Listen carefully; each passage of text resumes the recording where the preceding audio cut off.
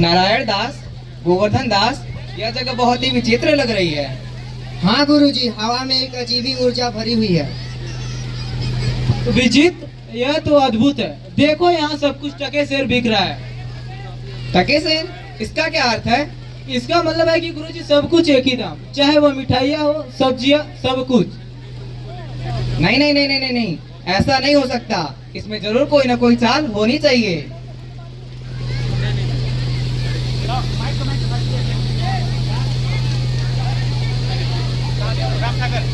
रामसागर आ रहा है।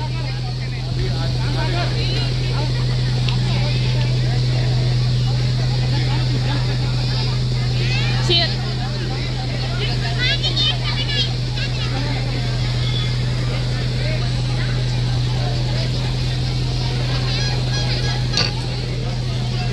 भैया ये कैसे दिए?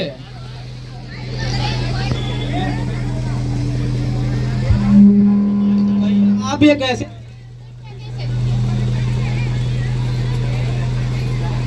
भैया आप ये कैसे दिए? सेब टके से। वाह, यह जलेबियाँ तो बड़ी ही दिव्य हैं, वो भी सिर्फ टके से। जी बाबा जी, आपका जितना मन करे उतना खाइए। अरे वाह, यह जगह तो बहुत ही भाग्यशाली है। यहाँ हर चीज सस्ता मिल रहा है और मैं तो यहीं रहूंगा। गोवर्धन, गुरुजी चलने को कहा है। अरे चलना क्या, तुम पागल है क्या? यह जगह तो स्वर्ग है, स्वर्ग।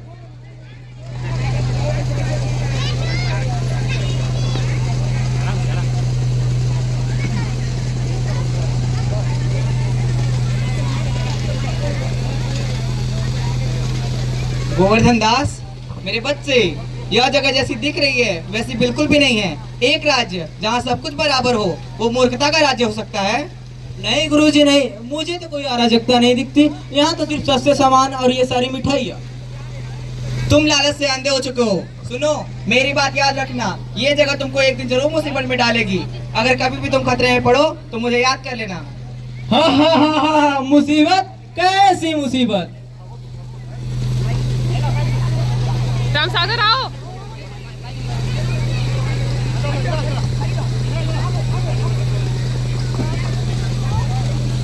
रामसागर वहां से दौड़ोगे ना? बस बस बस बस बस बस बस।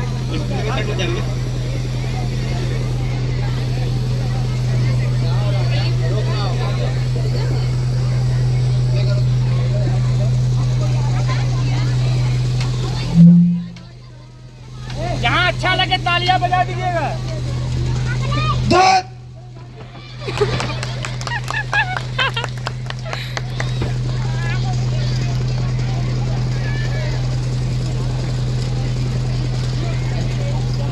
दुहाई हो महाराज, दुहाई हो महाराज, दुहाई हो महाराज, दुहाई हो।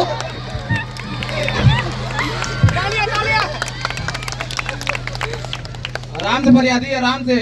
क्या हुआ फरियादी, बहुत ही चिंतित लग रहे हो। महाराज, कल्लू बने की दीवार गिर पड़ी, जिसके वजह से मेरी बकरी दब के मर गई महाराज। महाराज न्याय हो। अच्छा ये बात है, कल्लू बनिए को पकड़ लाओ।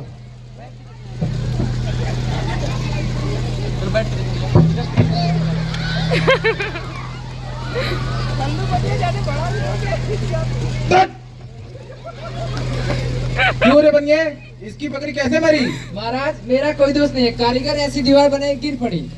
अच्छा ये बात है, बनिए को हटाओ, कारीगर को पकड़ ले आओ।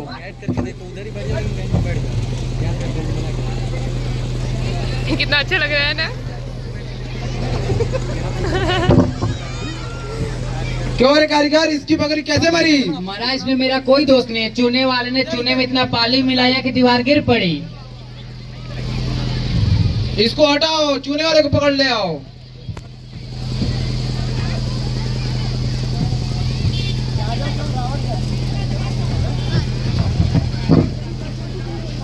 क्यों रे चूने वाली, इसकी बकरी कैसे मरी? महाराज, इसमें मेरा कोई दोष नहीं है। भिस्ती ने चूने में इतना ज्यादा पानी डाल दिया जिसके वजह से चूना कमजोर हो गया। महाराज, चूने वाले को हटाओ, भिस्ती को पकड़ लाओ।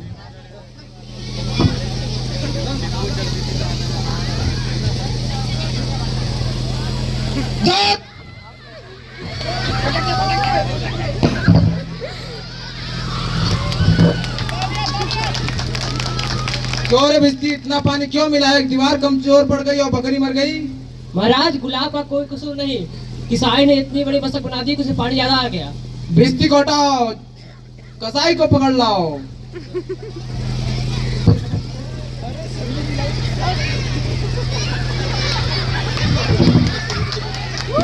चोट लगा बेचारे को। चोर कसाई इतनी बड़ी मशक क्यों बनाई? महाराज इसमें मेरी कोई कसूर नहीं है, गधेड़िए ने ऐसी बड़ी मशक बेची उसमें बड़ी मशक बन गई। कसाई को हटाओ, गधेड़ियों को पकड़ लाओ।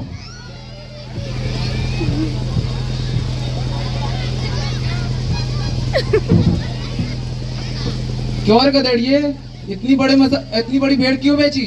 महाराज घर से कोतवाल की सवारी है जिसके भीड़ भाड़ के कारण मेरी छोटी बड़ी भेड़ का ख्याल ही नहीं रखा। मेरा कोई कसूर नहीं है। इसको हटाओ, कोतवाल को पकड़ लाओ।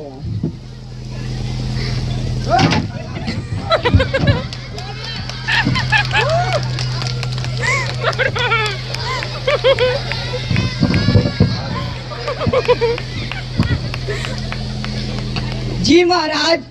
क्यों रे कोतवाल इतनी धूमधाम से सवारी क्यों निकालेगी?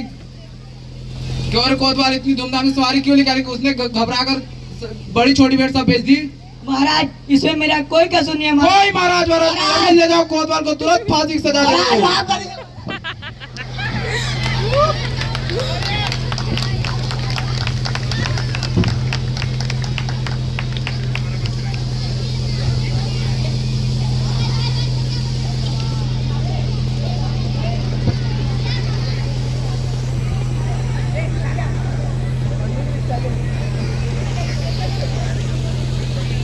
गुरुजी तो हमको बिना वजह यहाँ रहने से मना किया था। माना कि देश बहुत बुरा है, पर अपना क्या, खाते पीते मस्त पड़े हैं।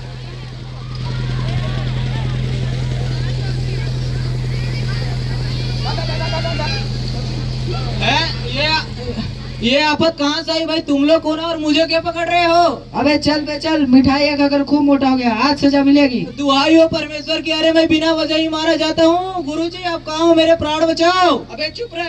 बात यह है कि कल कोतवाल को फांसी का हुक्म हुआ था। हमने महाराज से अर्ज की तो हुक्म हुआ कि किसी मोटे आदमी को ले और बकरी मरने के अपराध में किसी न किसी को सजा मिलना जरूरी है। बाप रे, मुझे बेकसूर ही मारा जा रहा है। गुरुजी आप कहाँ पर हो? मेरे प्राण बचाओ। गुरुजी आप कहाँ हो?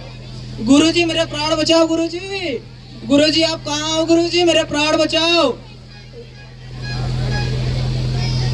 गुरुजी आप कहाँ हो? गुरुजी। अबे चुप रह, भला राजा का हुक्म कहीं टल सकता है? मैंने गुरुजी का कहना ना माना, शायद उसी का यह फल है। गुरुजी आप कहाँ हो? मेरे प्राण बचाओ। क्या हुआ गोवर्धन दास, तुम्हारी ये क्या दशा है? गुरुजी कल्लू बनिए के दीवार गिर पड़ी, जिसके वजह से बकरी दब के मर गई, जिसके लिए मुझे फांसी दी जा रही है। गुरुजी आप कहाँ? मेरे प्राण बचाओ। कोई चिंता नहीं, सुनो, मुझे अपने शिष्य को एक अंतिम उपदेश देने दो।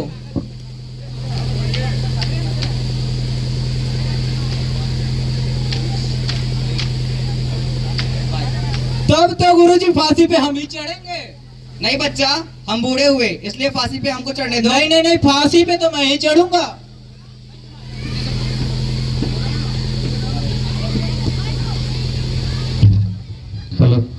क्या हुआ?